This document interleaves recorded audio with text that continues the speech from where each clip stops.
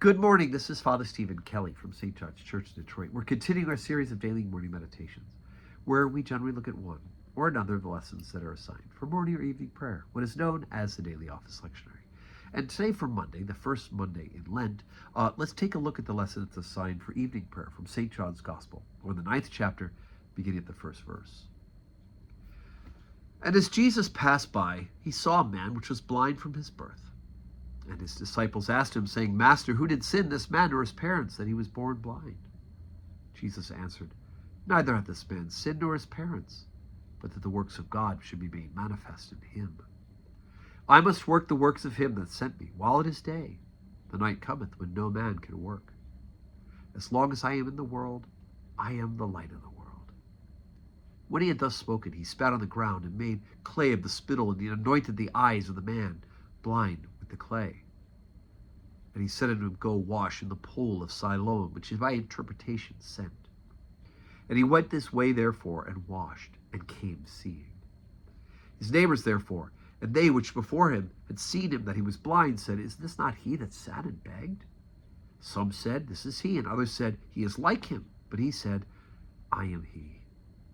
Therefore said they unto him, How were thine eyes opened? And he answered, and said, A man that is called Jesus made clay and anointed my eyes, and said unto me, Go to the pool of Siloam and wash. And I went and washed, and I received my sight. And they said unto him, Where is he? And he said, I know not. They brought to the Pharisees him that aforetime was blind. It was the Sabbath day when Jesus made the clay and opened his eyes.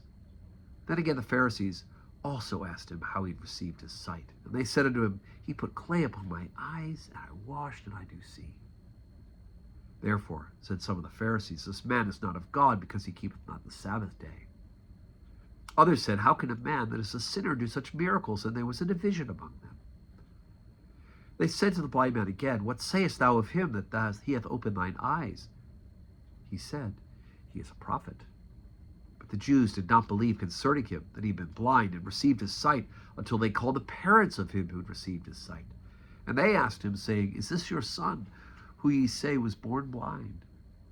How then does he now see? And his parents answered them and said, We know that this is our son, and that he was born blind.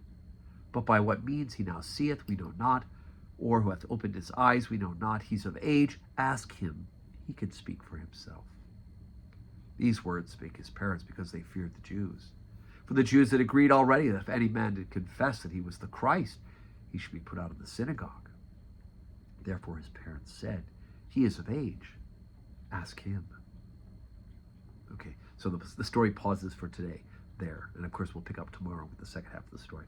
But here we go. They are caught, they can't see the forest from the trees. And we'll talk about that tomorrow. The fact that here's this man who's performed this great miracle, this guy who can't see, he's born blind, not just blind, but born blind. And Jesus anoints him, right? Puts clay, mud on his eyes, and he washes, and he can see. He has sight for the first time.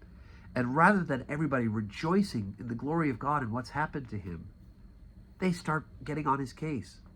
Who healed you on the Sabbath day? How did this happen, right? They're just looking for a way to accuse Jesus, and they don't want to give Jesus any glory whatsoever or any credit for the healing that he's just done. Even his parents, who should be the most ecstatic, second only to the man who is born blind, even his parents now are in fear and are worried. So there it is. So tomorrow we'll pick up and we'll do the rest of the story. But as for today, Monday, we have 12:15 Holy Communion, 4 o'clock evening prayer. I hope you can join us in person. If not, pray with us on the live stream. And may God grant you a Monday that is full of blessings.